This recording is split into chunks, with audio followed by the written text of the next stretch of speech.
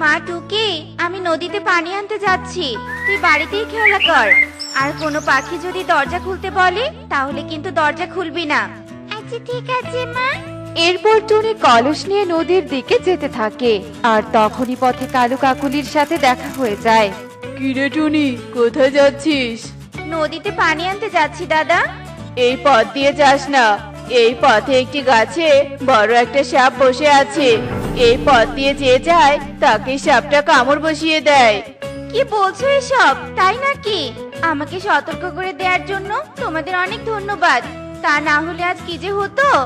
ধন্যবাদ দিতে হবে না টুনি, সব পাখিকে বিপদের হাত থেকে রক্ষা করা তো সবার দায়িত্ব, আর আমরা সেই দায়িত্ব পালন করছি। উত্তরের পথ দিয়ে নদীতে যেতে দেরি হবে, কিন্তু জীবন তো বাঁচবে। হ্যাঁ কাকুলি দিদি, তুমি একদম ঠিক বলেছো। আমি তাহলে এখন চলি দিদি। টুনি ওই পথে চলে গেছে, এখন টুনির বাড়ি ফিরতে তো অনেক দেরি হবে। এই সুযোগে আমরা আমাদের কাজ শেষ করে ফেলবো।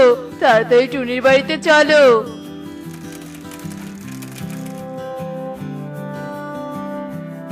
টুনি, এই টুনি, কালু কাকুলিকে দেখেছিস? পুরো বনে কালু কাকুলিদের খুঁজে বেড়াচ্ছি, কিন্তু ওদের কোথাও খুঁজে পাচ্ছি না।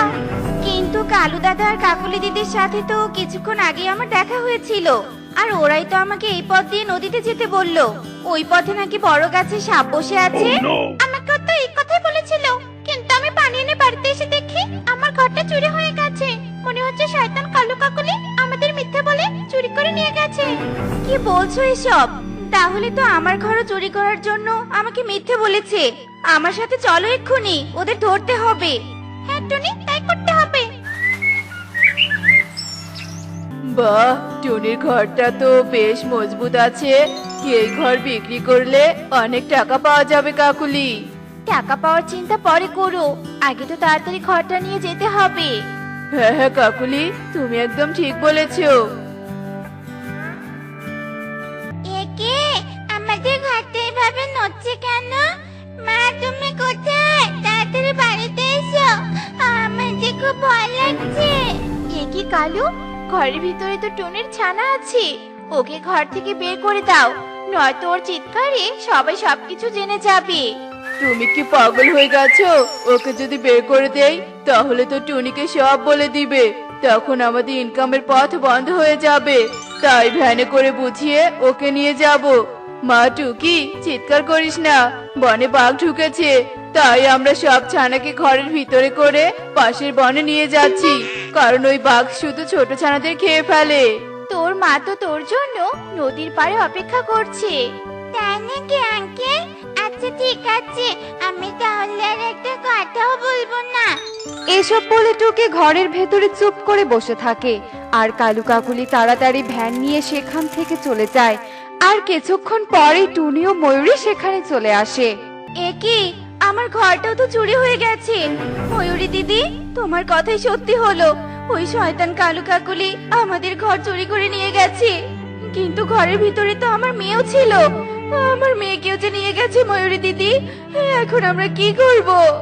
টনি, আগে আমাকে দক্ষিণের পথে যেতে হবে, যে পথে কালু কাকুলি আমাদের যেতে নিষেধ করেছিল। আমার মনে হয় ওই পথ দিয়ে ওরা ঘর চুরি করে নিয়ে যায়, যাতে কেউ দেখতে না পারে। হ্যাঁ ময়ূরী দিদি, তুমি একদম ঠিক বলেছো। এরপর টুনি আর ময়ূরী বনের দক্ষিণের দিকে যেতে থাকে, আর এদিকে কালু কাকুলি ঘর নিয়ে জঙ্গলের গভীরে চলে যায়। কালু, এবার ইগল দাদাকে ফোন করে ট্রাক নিয়ে আসতে বলো। যত তাড়াতাড়ি ঘরগুলো বিক্রি করব, ততই আমরা বেঁচে যাই। হ্যাঁ হ্যাঁ কাকুলি, এক্ষুনি ফোন করছি। হ্যালো ইগল দাদা, ট্রাক নিয়ে তাড়াতাড়ি জঙ্গলে চলে এসো, আমরা সব ঘর এখানে নিয়ে এসেছি। কালু আঙ্কেল, কাকুলি মাসি, তোমরা তাহলে আমাকে মিথ্যে বলে এখানে নিয়ে এসেছো? তোমরা খুব বাচ্চা, আমি মাকে গিয়ে সব বলে দিব। তোকে এখান থেকে যেতে দিলেই না তোর মাকে সব বলবি? কালু, ইগল দাদা আসলে বলে দিবে এই ঘরের ভিতরে একটা ছানা আছে, তাকে যেন দূরের বনে নিয়ে গিয়ে বিক্রি করে আসে। কাকুলি মাসি, তোমরা আমাকে বিক্রি করে দিও না, আমি মায়ের কাছে যাব, আমাকে ছেড়ে দাও। এই চুপ কর, যদি কান্না করিস তাহলে কিন্তু তোকে নদীতে ফেলে দিয়ে আসবো। বুঝেছি, এই শয়তান কালু কাকুলি আমাকে ছেড়ে দিবে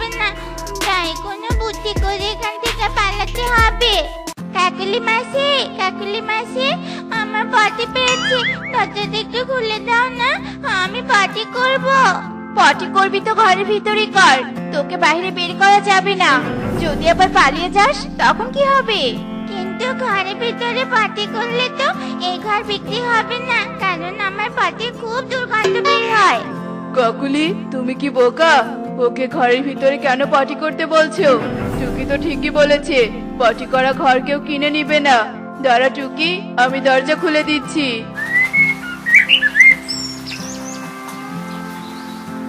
এখানে পটি কর তো।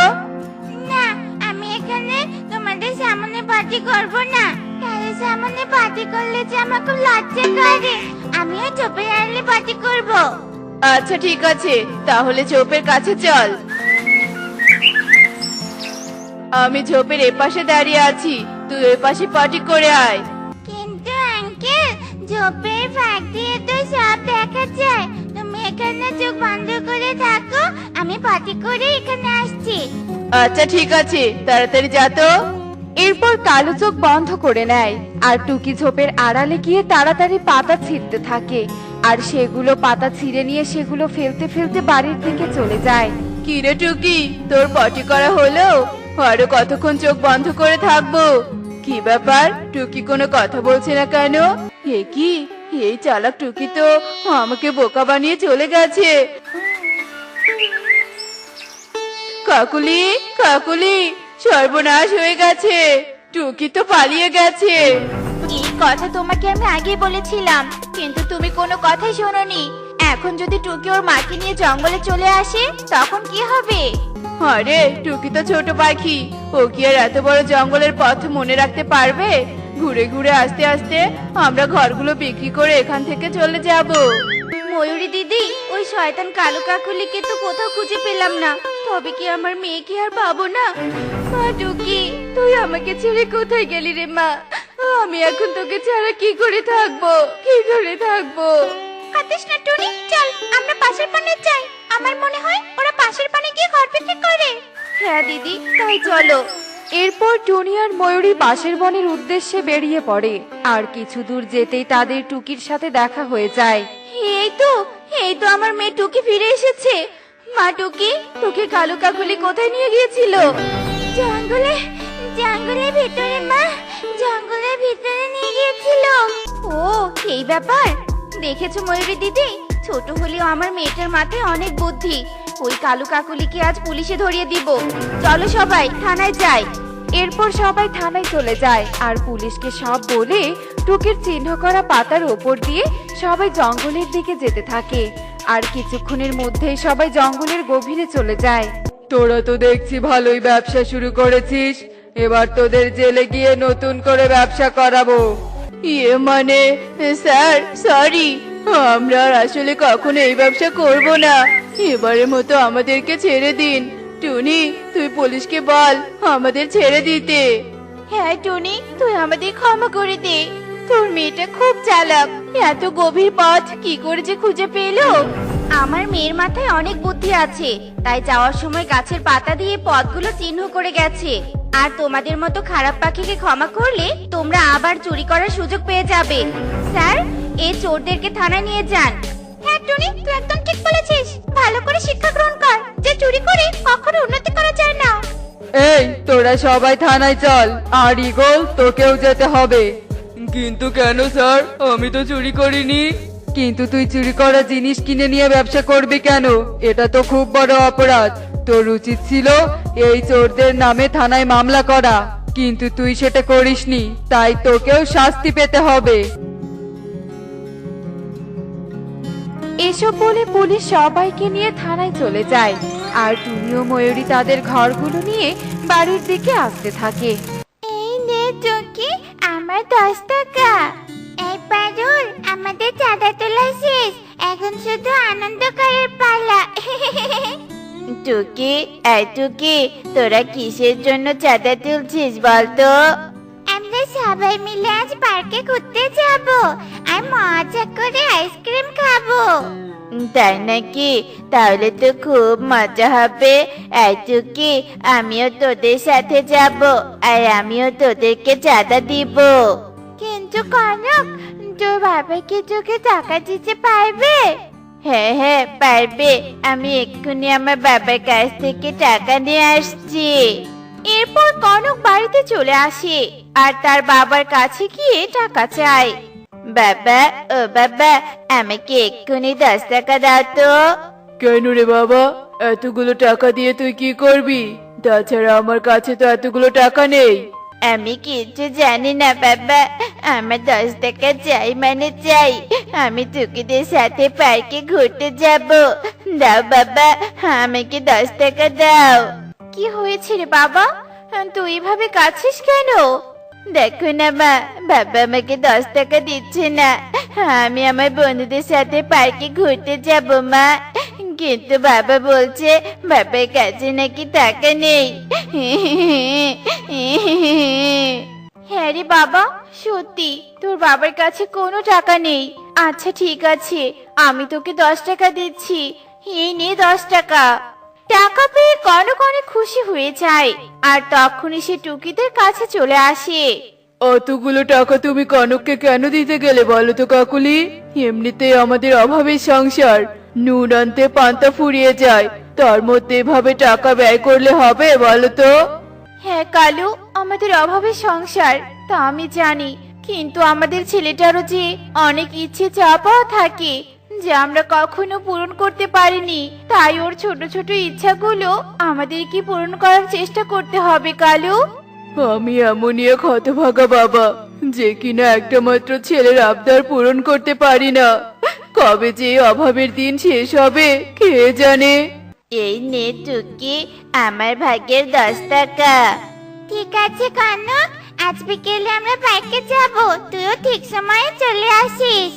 এরপর সবাই যে যার বাড়িতে চলে যায় আর এভাবে দেখতে দেখতে বিকেল হয়ে যায় আর টুকিরাও পার্কে চলে আসে আর এভাবে দেখতে দেখতে সেই দিন কেটে যায়।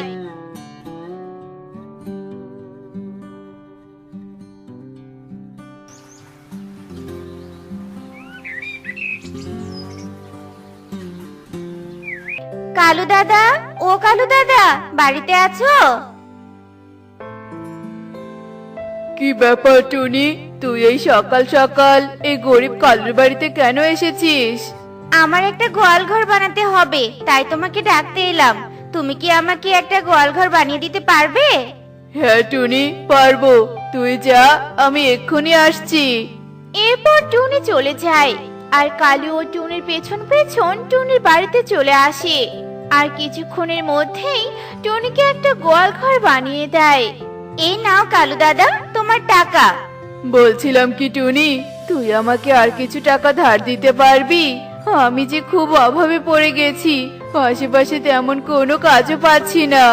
কালুর কথা শুনে টুনি আরো কিছু টাকা এনে কালুকে দেয় আর বলে, চিন্তা করো না কালু দাদা, এভাবে কষ্ট করতে করতে দেখবে একদিন ঠিক সুখ মিলবে।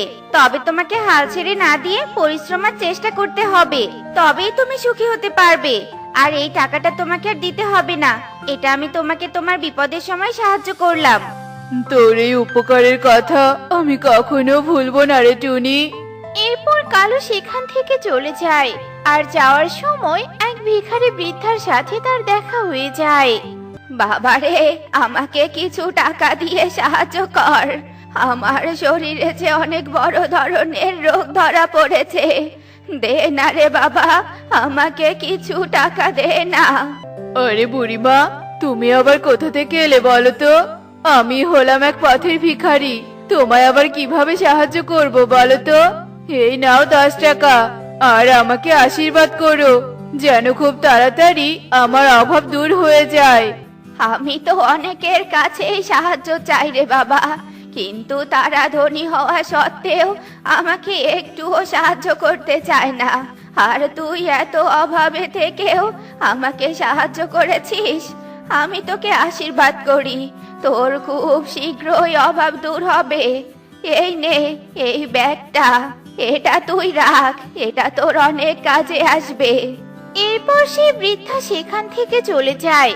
এদিকে কালুও তার বাড়িতে চলে আসে আর এভাবে দেখতে দেখতে সেই দিন। এ কি, এটা আবার কি? এরকম জিনিস তো আমি আগে কখনো দেখিনি।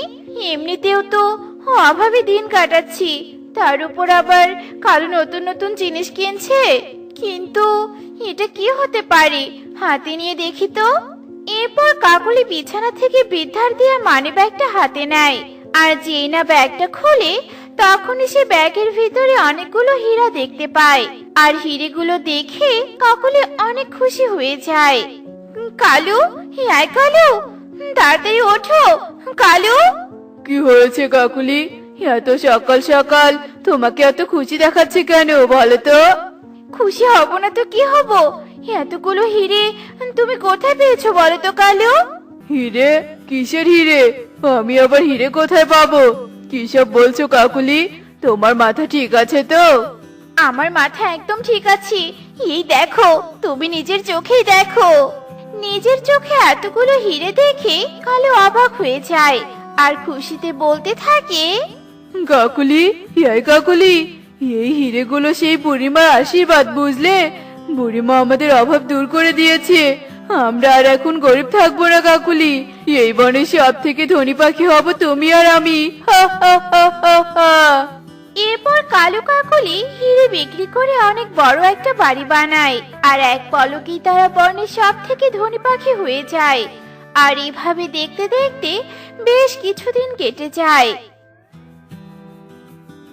হায় হায় রে, সর্বনাশ করে ফেলেছে, আমার শরীরটা পুরো ভিজিয়ে দিয়েছে। না জানি বাবা, এরকম অভদ্র গরিবদেরকে এত বড় রেস্টুরেন্টে কে চাকরি দেয়? আমি আসলে দেখতে পাইনি ম্যাডাম, আপনারা আমাকে ক্ষমা করে দিন। দোষ করে এখন আবার ক্ষমা চাওয়া হচ্ছে, তাই না? কিন্তু তোকে তো আমরা ক্ষমা করব না। এক্ষুনি তোকে চাকরি থেকে বের করার ব্যবস্থা করব। না স্যার, আপনারা চাকরিটা নষ্ট করে দিয়েন না, এটাই যে আমার বেঁচে থাকার একমাত্র অবলম্বন। দয়া করুন স্যার, দয়া করুন, আপনি আমার উপর দয়া করুন। এরপর সুখী অনেক রিকোয়েস্ট করে, কিন্তু কালু কাকুলি সুখীর কোনো কথাই শোনে না। তারা সুখীর বসকে সুখীর নামে কমপ্লেন করে, আর সুখীর বস সুখীকে কাজ থেকে বের করে দেয়। ধনীদের মনে অনেক অহংকার, সামান্য একটু ভুলের জন্য ওরা আমার বেঁচে থাকার পথটা বন্ধ করে দিল। এখন আমি কি করব? শোন টুনি, তোর মেয়েকে বাঁচাতে চাইলে 7 দিনের মধ্যে 50,000 টাকা জোগাড় কর, কেননা তোর মেয়ের অনেক বড় ধরনের রোগ ধরা পড়েছে। 50,000 টাকা? এইটুকু সময়ের মধ্যে এতগুলো টাকা আমি কোথায় পাবো? কে দিবে আমাকে এত টাকা? আরে, কালু দাদার তো এখন অনেক টাকা। যাই, কালু দাদার থেকে 50,000 টাকা ধার চাই। কালু দাদা নিশ্চয়ই আমার উপকার করবে। এই কথা বলে টুনি কালুর বাড়িতে চলে যায়, আর কালুর কাছে গিয়ে 50,000 টাকা ধার চায়। এই টুনি, এই, তোর কি মাথা খারাপ হয়েছে নাকি? এতগুলো টাকা তুই নিয়ে গেলে তা শোধ করবি কিভাবে? না না, তোকে আমি এতগুলো টাকা দিতে পারবো না। তুমি আমাকে ফিরিয়ে দিও না কালু দাদা। তোমার মনে পড়ে কালু দাদা, একদিন তুমিও বিপদে পড়েছিলে আর আমি তোমাকে সাহায্য করেছিলাম। ও বুঝেছি, তুই সেই টাকার কথা ভুলতে পারিসনি। এই নে তোর 500 টাকা, আর এখন আমার বাড়ি থেকে দূর হয়ে যা, আর কখনো আমার বাড়িতে পা রাখবি না, এই বলে দিলাম। কালুর কথা শুনে টুনি কাঁদতে কাঁদতে সেখান থেকে চলে যায়, আর সারা দিন ঘুরে টাকা খুঁজতে থাকে, কিন্তু কোথাও সে টাকা খুঁজে পায় না। অবশেষে সে হাসপাতালে ফিরে যায়। আরে টুনি, তুই এতক্ষণ কোথায় ছিলি? এক বৃদ্ধা এসে তোকে 50,000 টাকা দিয়ে গেছে, আর আমরা তোর মেয়ের এক্ষুনি চিকিৎসা করার ব্যবস্থা করছি। কে সেই বৃদ্ধা যে আমার এত বড় উপকার করেছে? এরপর দেখতে দেখতে সেই দিন কেটে যায়।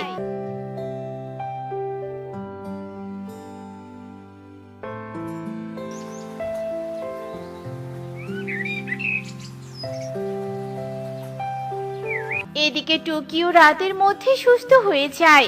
অন্যদিকে কালু ও কাকুলি চোখ খুলেই সেই আগের পুরনো বাড়িটা দেখতে পায়। ঘরে সব দামি জিনিসপত্র যেন নিমিষে অদৃশ্য হয়ে যায়। কালু, আয় কালু, এসব কি হয়ে গেল?